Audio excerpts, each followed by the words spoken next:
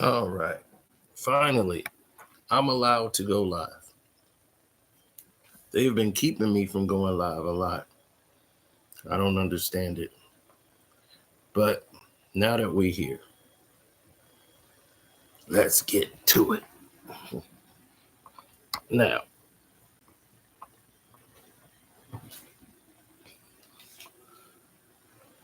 so much is made about differences.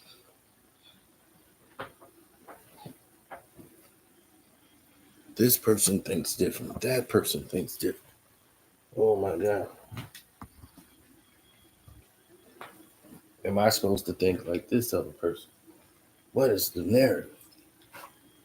What shall we do? Help us in this situation, Sino.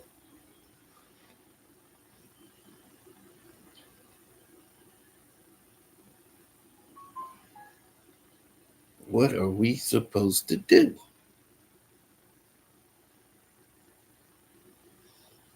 Well, to me, it's very clear.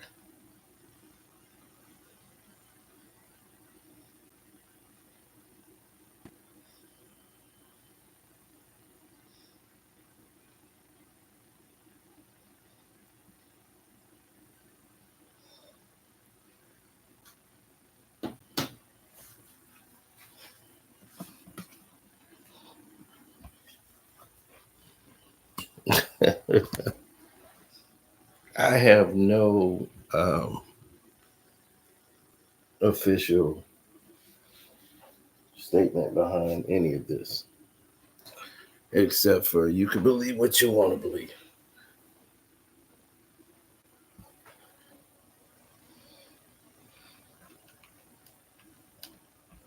But the narratives never change. This is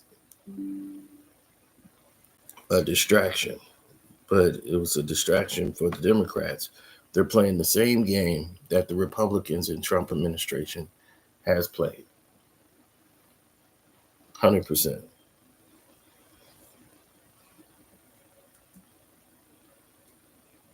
So now the whole news is Trump and Epstein, Trump and Epstein, Trump and Epstein. Now the Republicans and the Democrats both want them to open the files up because there is no client list.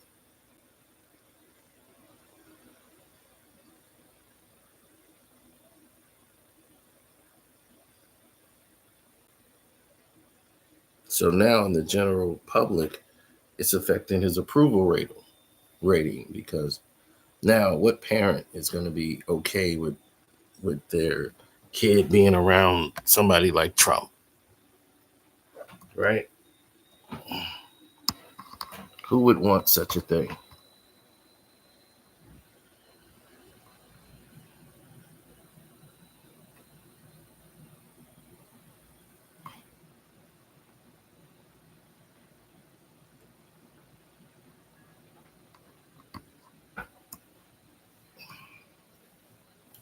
The majority of the people that's caught in there, they're stuck in what they call political.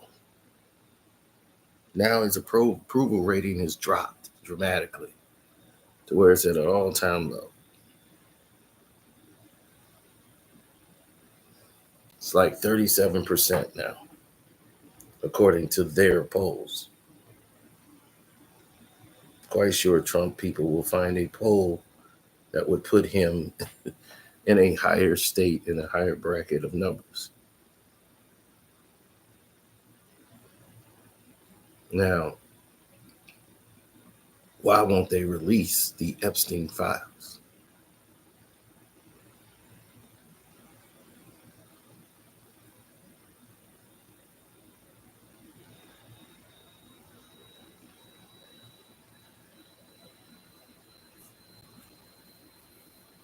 Well, they had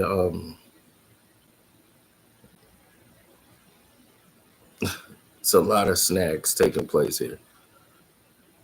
They're meeting with Ghislaine Maxwell for the second day at DOJ, probably promising her freedom and everything else if she was to roll over and say some different things. So now that they're meeting with her, and they're taking this route. What does it truly mean?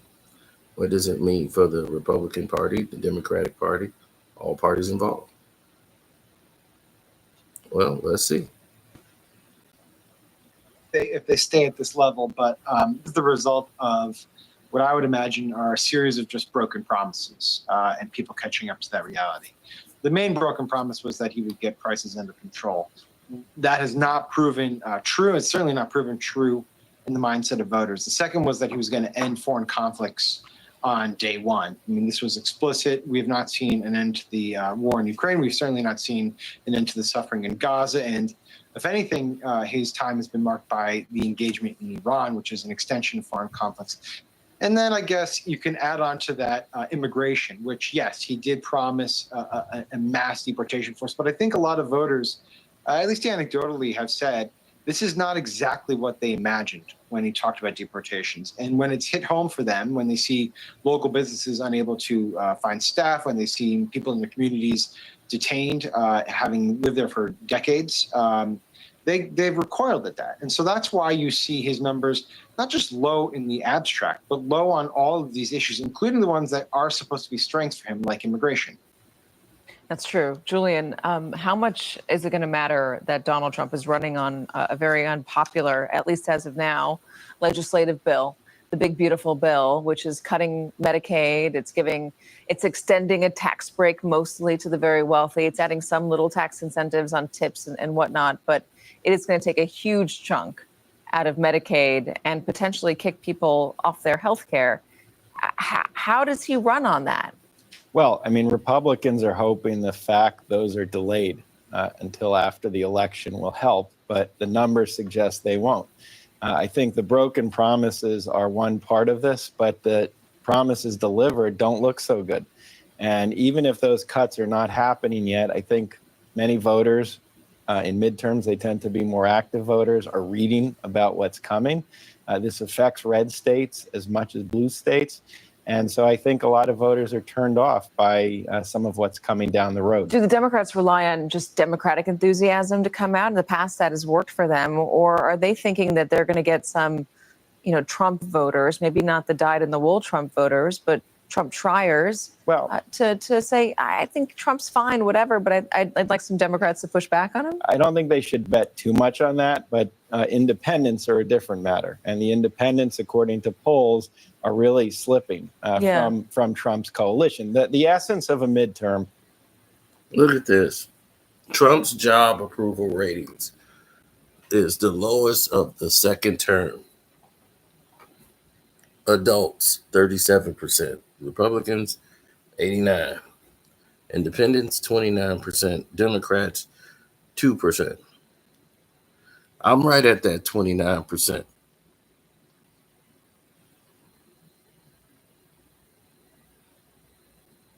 Now, as you can see this,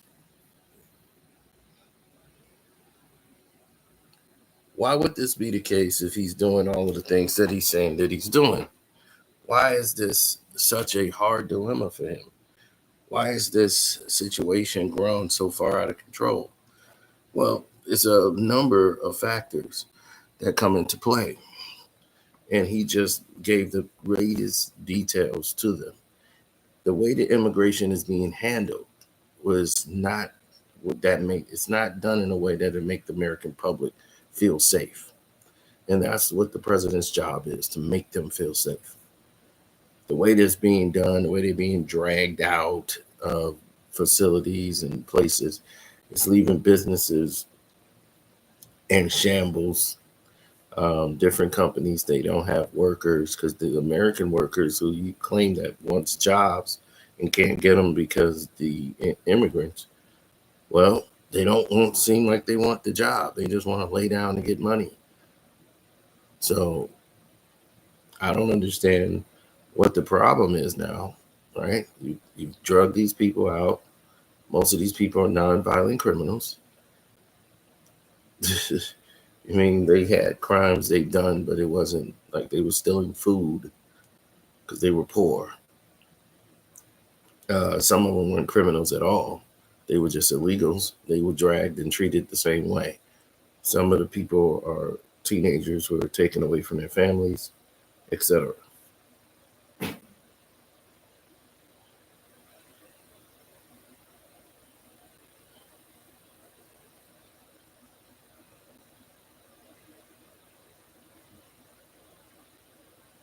Yeah, if you're Republican, you feel safe. You see, 89%. Y'all like exactly what's happening, even though nothing's changed.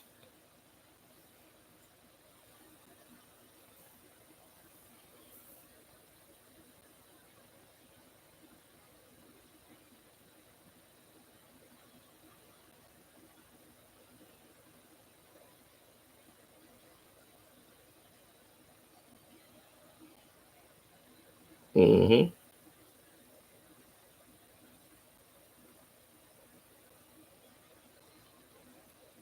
A foundational Black American.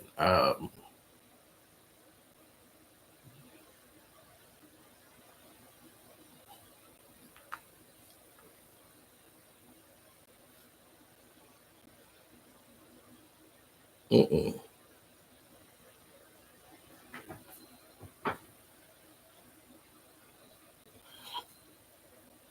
I didn't find it that way. I just really believe in this chart. This chart shows exactly where America is right now when voting with Trump.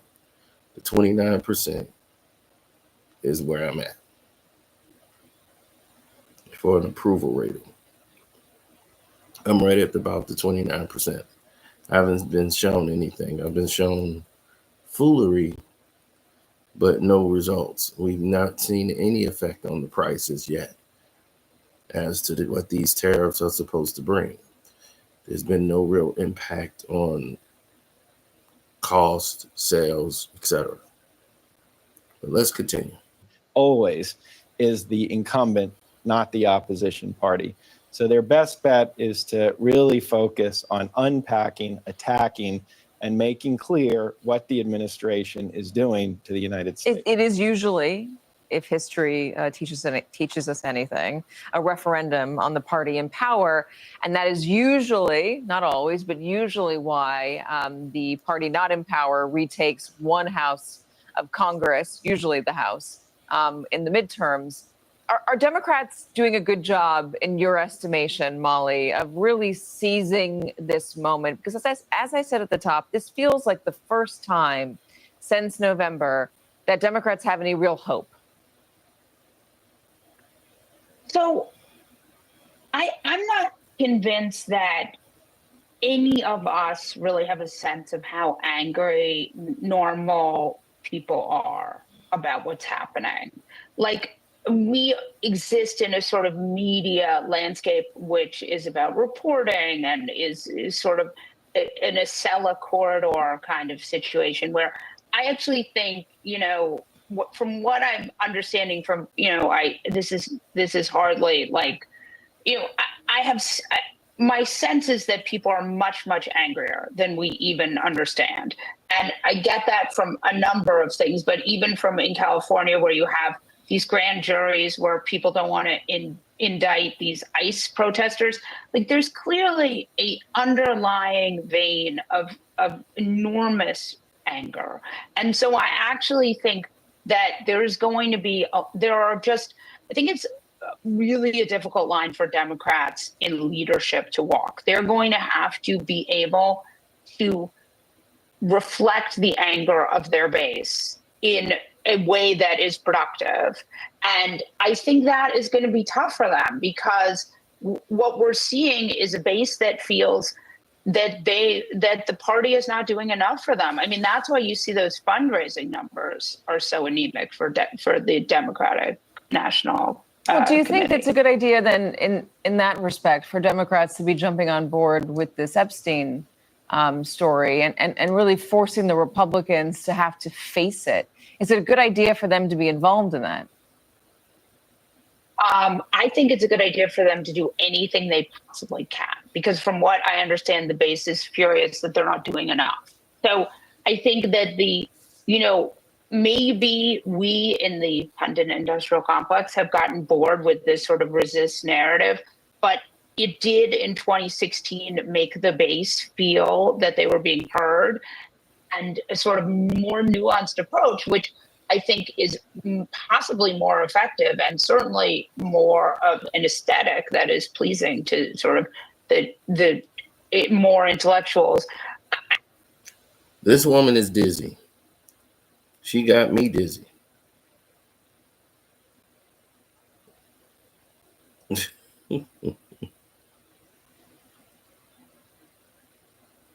What's up, Resurrect?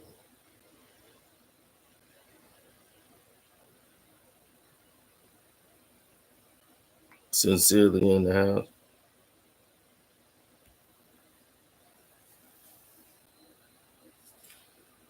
Well, as a foundational Black American, you should see that there's nothing has opened up for you. No opportunities whatsoever under this administration, as was promised. We've not seen any growth.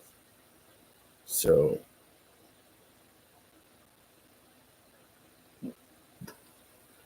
I mean, yeah, I'm more of an independent than anything. I look for who's the best candidate, who's the best person. I don't look at a group.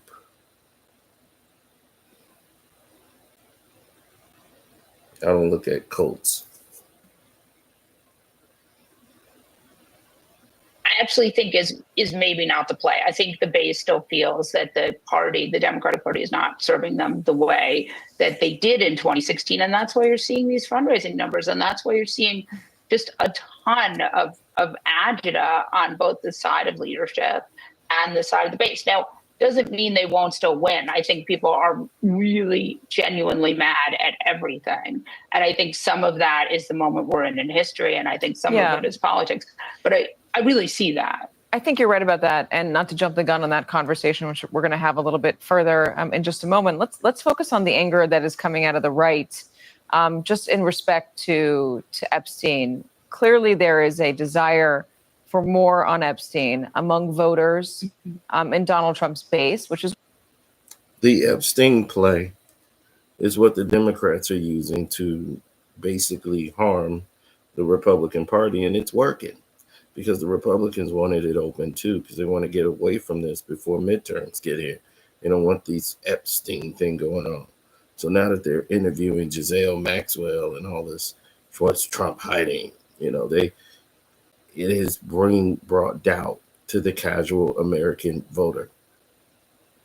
It's like a last ditch approach from the Democrats. But here's the thing: what Democrat do you know is running in these midterms? Then the honest question is, anyone's sanity who votes a straight party ticket? You say, I honestly question anyone's sanity who votes for a straight party ticket. It's people that don't do that. They just like, who's the Republican? It's just easier for them to get through the day. Here in Illinois, it's Democrat. They go, who's the Democratic Party? Who did we vote for? Most people, if they're married, they check with their spouse. Who did we vote for last year?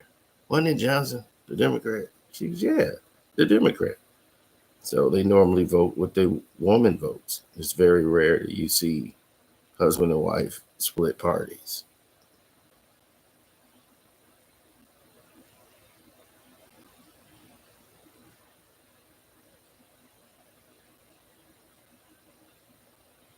Well, the Black people believed that there were going to be something in it for them when they voted for Trump. You have not seen that. What have you seen that was coming in your direction? The Hispanics that voted for Trump. Now you've seen your cousin Jorge getting dragged out by ICE. Like, you said you were going to take the violent criminals. He's not violent. Jorge is good. Now Jorge's getting thrown into a metal cage and getting food slid under the table.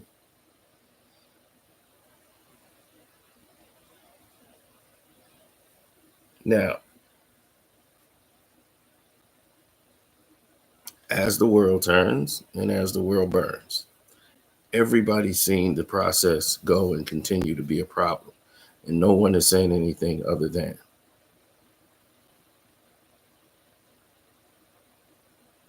Hector, he does nothing to no one. Oh, they're going to put him in a cage too. And then they're not going to say, well, why don't you go here with your cousin?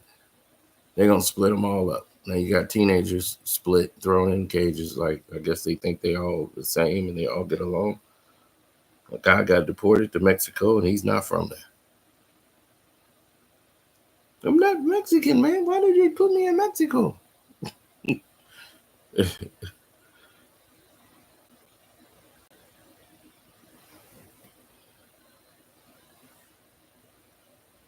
Now,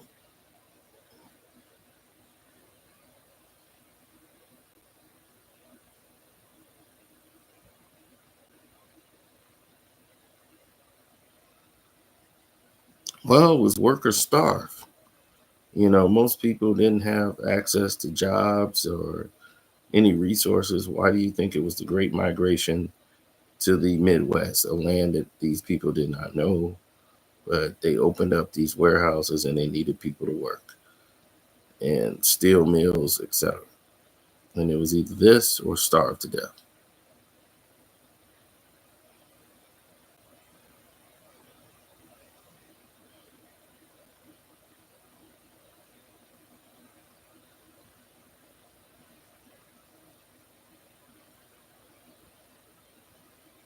Oh, it was nuts. They all was crazy during that time.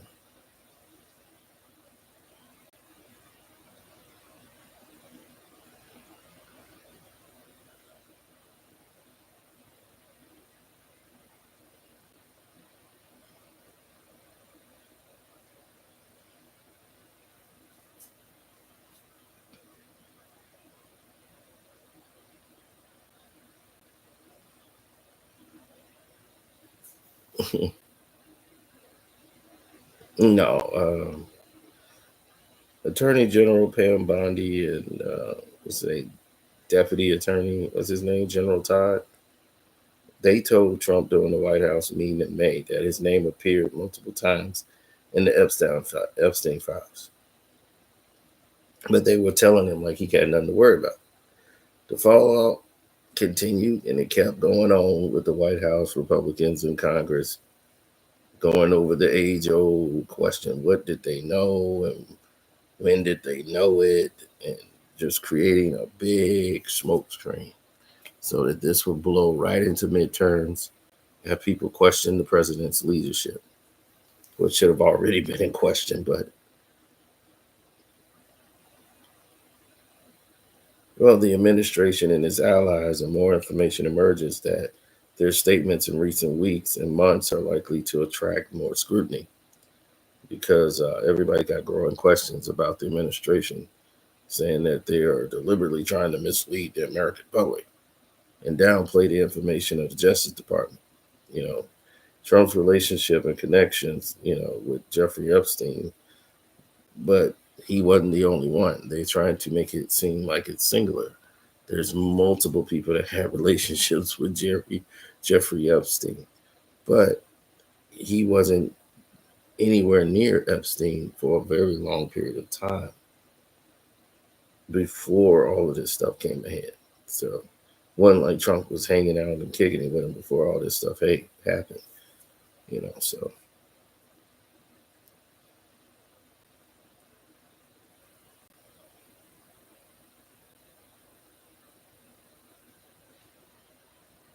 Trump began to start pointing fingers at people that had nothing to do with the Epstein frenzy. You know, it just is what it is.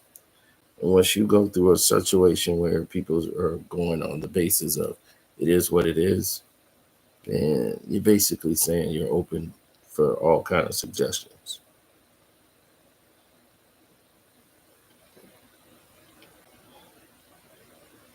Yeah.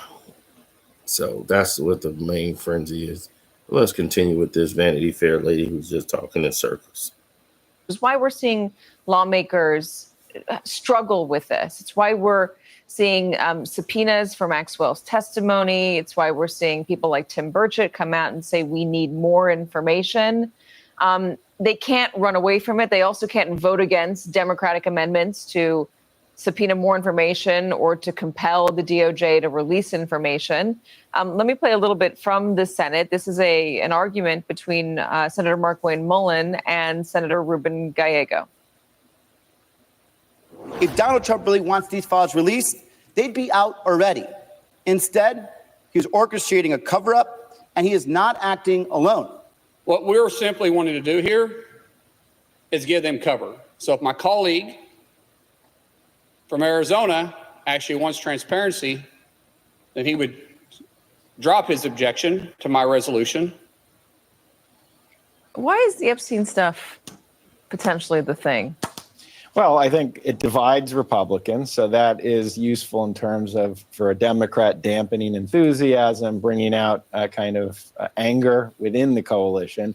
But more important, it can become a symbol. You know, you think of '94, Republicans turned healthcare into a symbol of President Clinton. They used it to argue he's a big government liberal after all.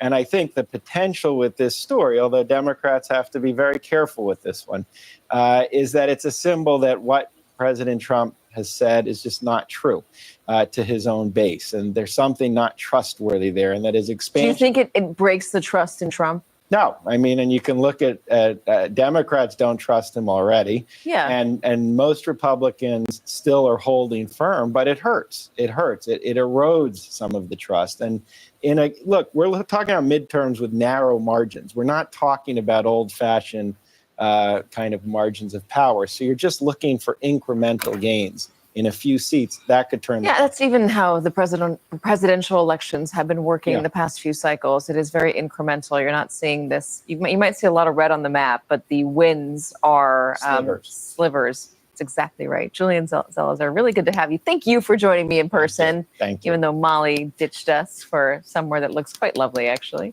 Molly and Sam, don't go anywhere. Julian, thank you. Oh my God, Molly is ridiculous.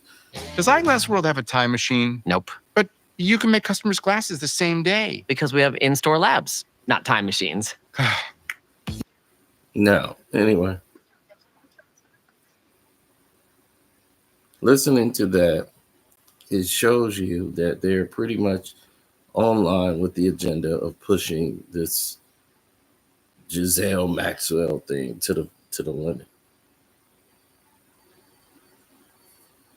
And the Times are revealing that Trump contributed to Epstein's birthday book. That's legitimate. The FCC approved $8 billion as far as a Paramount Skydance merger.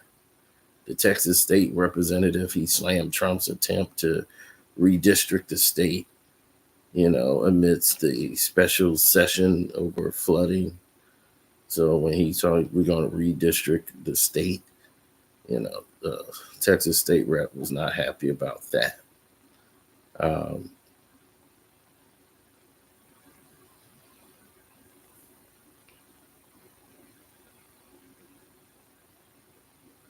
Trump seems to only care about the Republican approval rate. And that's why they want this done, because this is hurting their, midterms. So they would want this up and out and over with so that the Democrats can't use this as a crutch, as a lifeline to bring themselves back into the fray, so.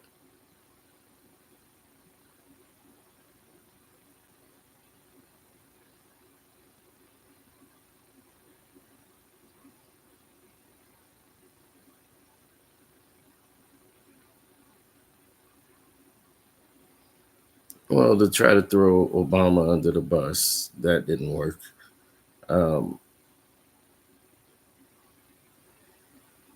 Getting Covert canceled and all of these things during this whole Trump war thing. And he's been nice. He's like, I've been mild.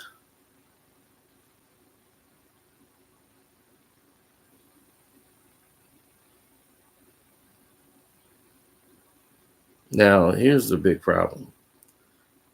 Trump is not safe because he's the president. That's the falsehood of it.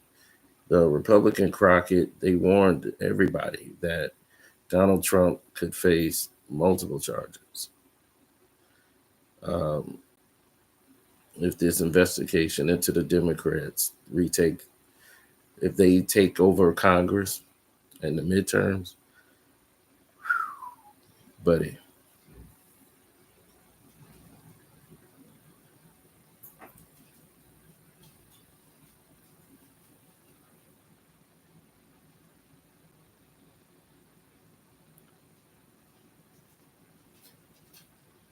That's when you'll begin to see problems. But on that note, I've already said enough. So let me get out of here. Love, peace, and hair grease.